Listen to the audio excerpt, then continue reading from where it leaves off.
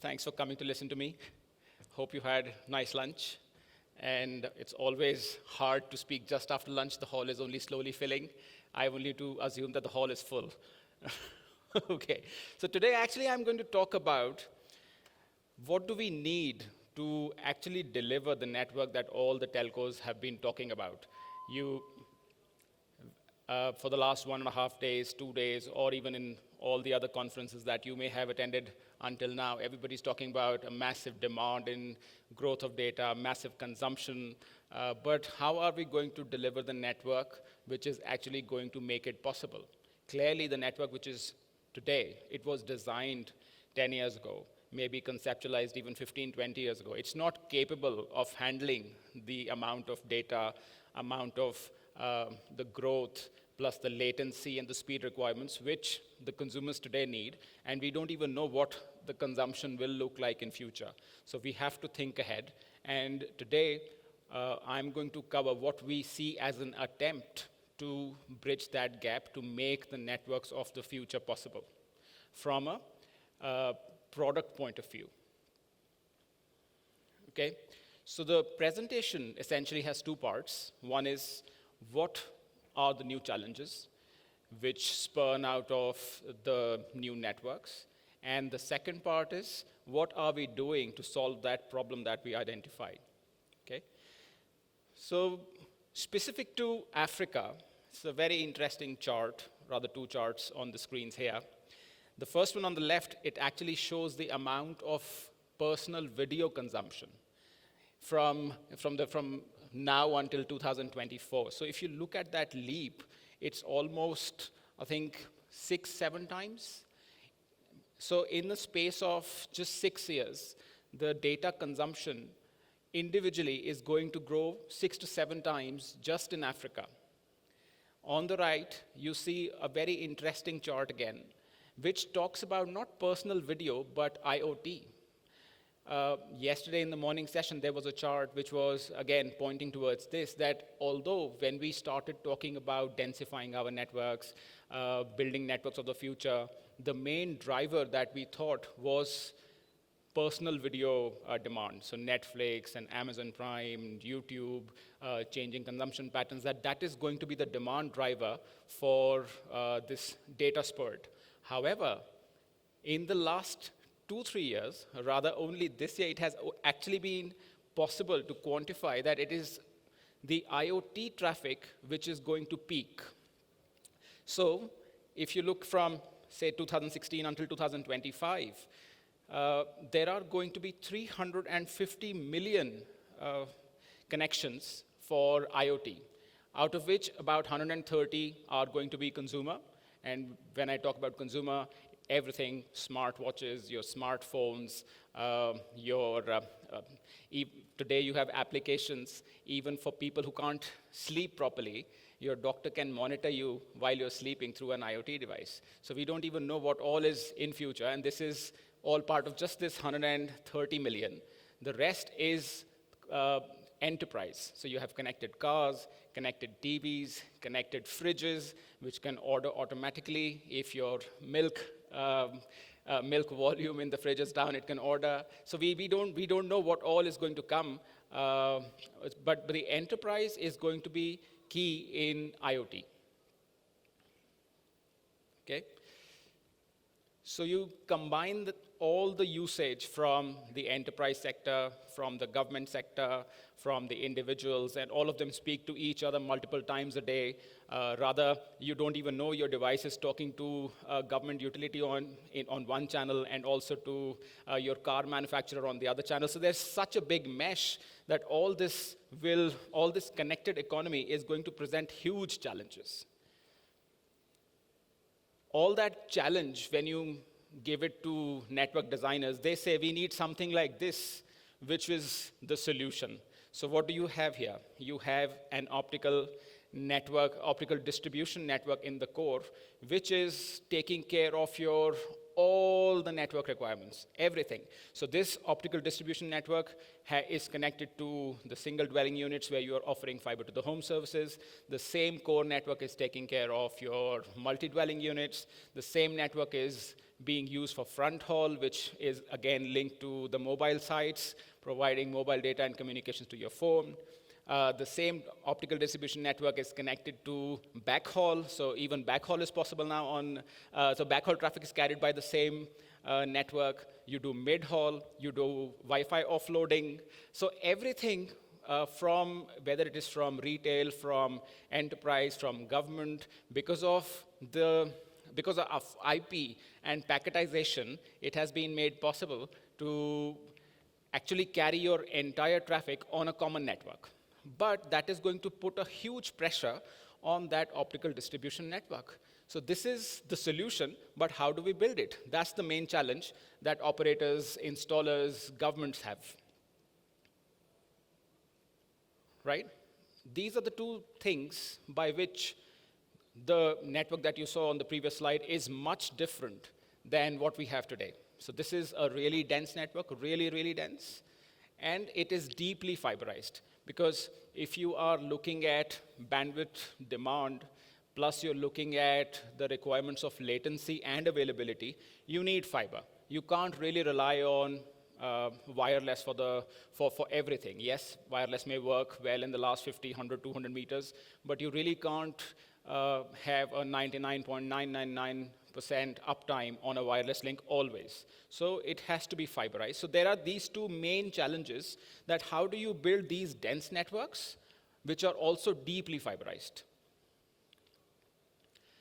These two challenges further lead to these three main challenges. The first one is that if you have a very dense network, plus it is an old network, it leads to deteriorated optical performance. So how do you deal with that?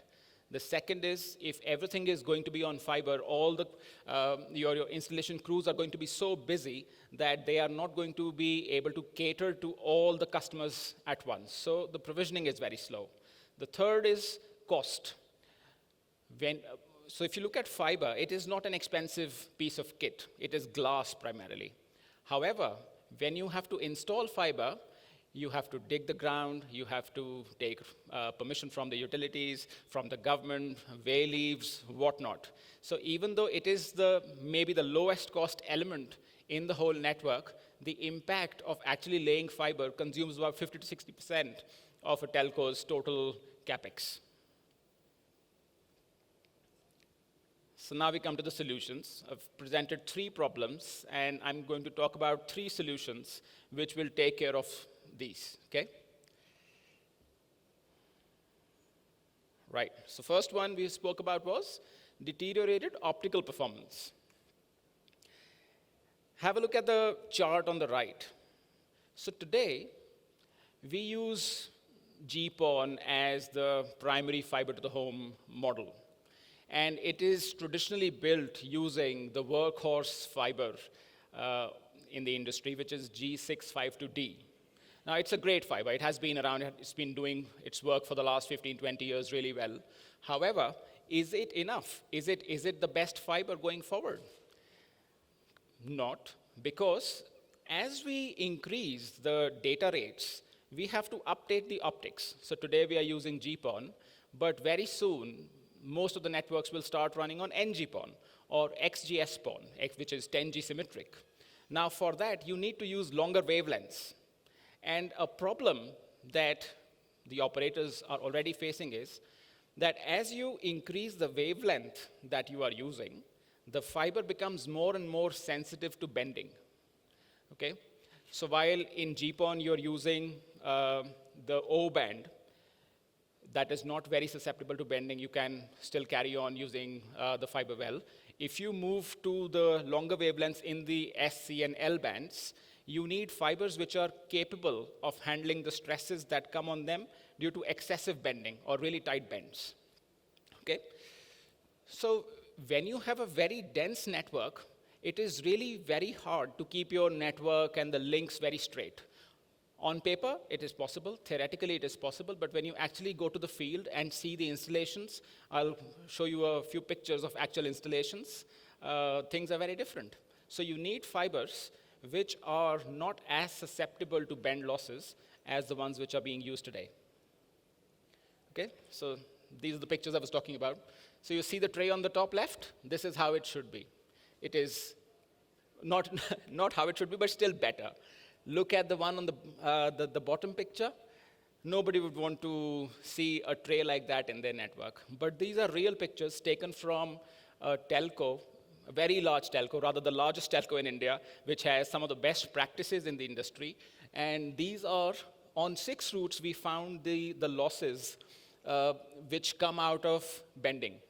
So you want 0.5 dB or less than that per splice. But look at those losses. So you have from 0.7 going up to even 3 dB. Clearly, the network will fail because of bending. So macro bend losses are one of the most important challenges that operators face today. And the solution is possible if they use a better fiber. And what is that fiber? We call it G657A2. It is an industry, it's ITU standard. G657A2 is the most bend-insensitive fiber invented and produced till date. Okay? Again, so this is, on the bottom that you see, is a representation of a typical network. So you have your feeder network, then you have a distribution network, you have the last mile connectivity, you have fiber coming from the OLT, there will be a connector loss, there will be a splice loss, it goes to the optical power splitter, there will again be a budgeted connector loss, splice loss, you go to the the last mile, you will again have the budgeted splice loss and connector loss. However, what you have not budgeted for is your macro band loss. And this is where the network fails, okay?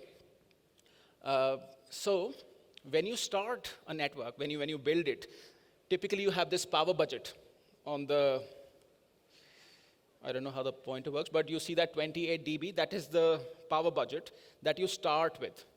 However, if you have macro band losses in the network, those yellow loops that you see in the diagram there, they are the macro band losses. You will very easily exceed your power budget, even in a couple of years of the network being installed. So as soon as you hit that 28 dB, your network fails. When you go from GPON to NGPON, things are even worse, because as I said earlier, NGPON relies on even longer wavelengths, and the fibers become more susceptible to bending at longer wavelengths. So even if you start with 32 dB, it is very easy to reach that limit if you have just a few bends in the network, okay? So this is how the same network would look like if it was actually built with G657A2. With G657A2, you have the same budget. With GPON, you have 28 dB. With NGPON, you have 32 dB. However, the macro band losses are so minuscule, rather negligible, that even if you have the same amount of bends in the network, you are well within your power budget. So where you were easily over 26, 28 dB in the last diagram, you have still about 1.2 dB remaining in GPON. And NGPON, it amplifies the result. Because in NGPON, the fiber is more susceptible to longer wavelengths, and G657A2 doesn't care about bends, and the performance at longer wavelengths is higher. So you have an even higher power budget remaining. So out of 32, you've only reached about 26.7. You still have about 5 dB of power remaining, which allows you to add even more splitters, increasing the reach of your network. So we've taken care of the first challenge. There was deterioration in the optical performance because of the issues in the field in terms of macro bends that are introduced by way of bad installation or by way of stresses on the cable that will come during the aging of the network. And the second challenge now is the slow provisioning. So what does provisioning mean? When you have to install fiber cables, when you splice them together, there's a fair bit of work that the installers have to do. They have to cut the sheaths, they have to remove the binder, they have to spread open the tubes, they have to cut the tubes, clean the fibers, and then splice. And these charts show the time it takes in two scenarios. So you have two cables that we've selected, a standard loose tube cable, which has been in the industry for the last 30 years, and a loose tube, again, a 24/6 loose tube cable. So two designs of a very common 144 fiber cable. If you are doing end access, you take about 70 minutes in a 24/6 cable. If you do in a 6x6 36 fiber, you take about 20 minutes. Similarly, you do mid-span, which is more complex. You also have to add one more step. It takes that much time, about 25 to 35 minutes for mid-span access with G652D, G657A1 fibers. But if you use G657A2 fiber, there is a drastic reduction in the time that you use for provisioning, right? So there's a 46% reduction in time for end access for a 144 fiber cable, which is critical. Time is money. 47% saving in time means 47% saving in money. Similarly, on the mid-span, again, you save about 46, 47%, just by changing the fiber type. The fiber is exactly, it does everything that the G652D does, everything that the G657A1 does, but does it a lot more better. It is from the G652 family, so it is fully compliant with any other single mode fiber. So it is actually quite easy to build a case towards moving to G657A2 if you are addressing the challenge of provisioning. Taking an example of work that we've done with a very large French operator. So they did this migration en masse from G652D to G657A2 for about 100% of their network. And by doing that, combined with a special cable that we developed, it's called a micro-module cable, there is a 30% reduction in the time it takes to install a cable. Because of the compact designs that we can make with the special fiber, there is a 5 times reduction in the space used, which leads to significant savings in the cost. Small size means miniaturization of all the network elements. You need smaller handholds, you need smaller enclosures, you need smaller trays, and you have an improved signal, like I was talking about, because for G657A2, the macroband losses, connector losses, splitter losses are lower. Plus, if you move from GPON to NGPON optics, your power budget goes up. The overall result is that you have a 1.5 dB improved signal strength. The customer's happy, the operator's happy, everybody's just laughing their way to the bank. Another one, very similar study, very similar work that we've done with an operator here in South Africa, achieving almost similar results with a 30% faster network build-out, as well as 35% cost savings with a 48 fiber retractable solution. The one that we did for the French operator was 144, but very similar products. If you actually want to see this 48 fiber retractable solution, it's on our booth. So we can actually give you a whole demo, plus explain how this saving has been made possible. Coming to the last challenge, which is cost. Just try to remember the slide that was here about 6-7 minutes ago. The whole optical distribution network, where everything was fiberized, was very dense. If you have to build such a complex network, the cost is really high.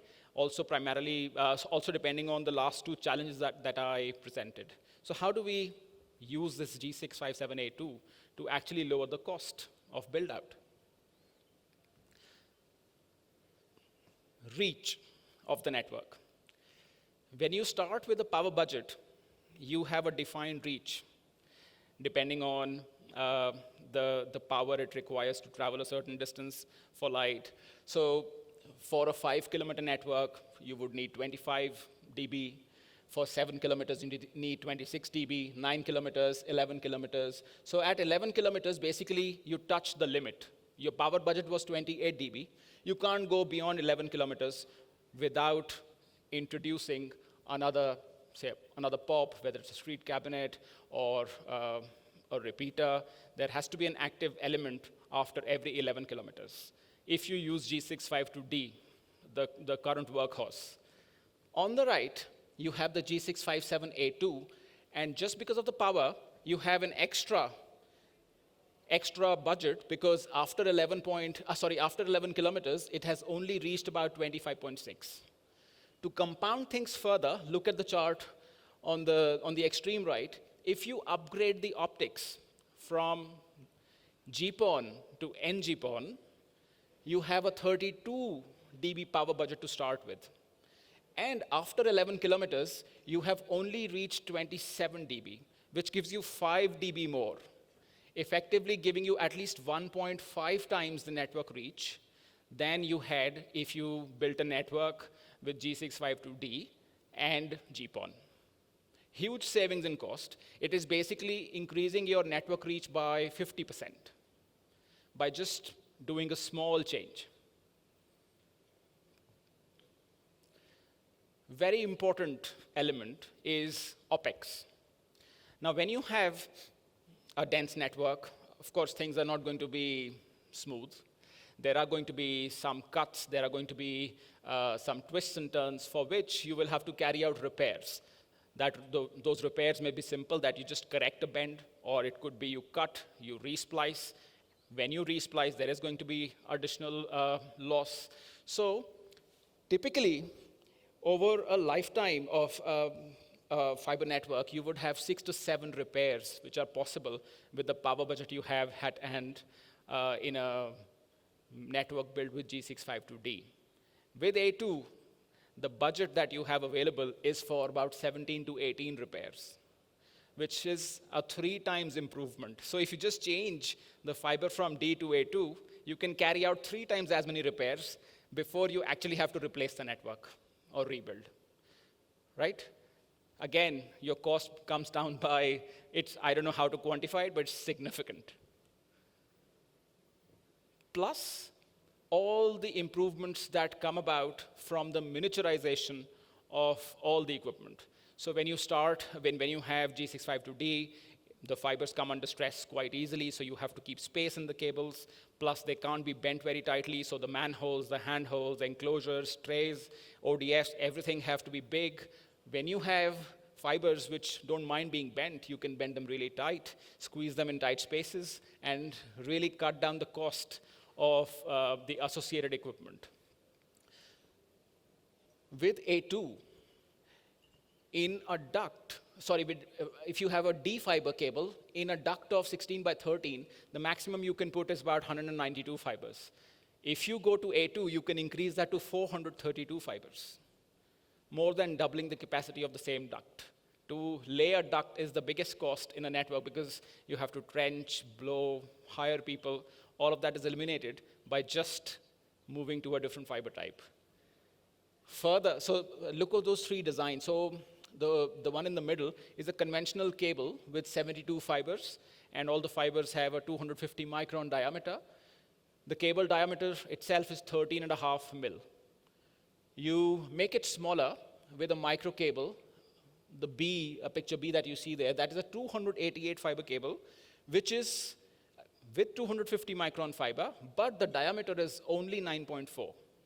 So it is possible only because of A2 that it doesn't mind being stressed too much.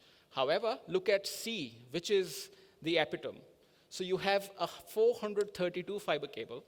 So what we've done is that instead of using the standard 250 micron fiber, it is even possible to make 200. We've used a 200 micron fiber, G65782, and we have made the same 432 fiber cable with a diameter of 8.6 millimeters.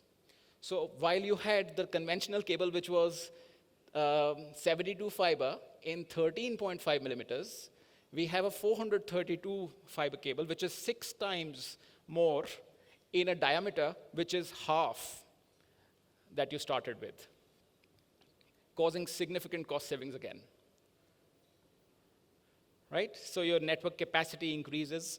Your, again, one example that of a bespoke development that we did for an operator in Southeast Asia, we built the world's slimmest 576 fiber cable, which is just 10 millimeters in diameter and has brought down the cost by 35% for the operator. It is lighter.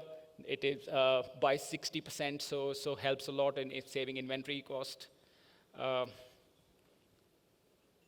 Finally, so when you move your network to a new type of fiber, you need you need different types of accessories, you need more handholds, you need training. So we actually provide everything, all the ancillaries, all the accessories that go with this new age of fiber, combined with micromodule cables. So everything from for equipment for the central office, feeder networks, distribution networks, and CPE. So the whole range is available. If you want to speak with us, please feel free. We have an office here. We are present. We're reachable quite easily. We'll be happy to share more information on this.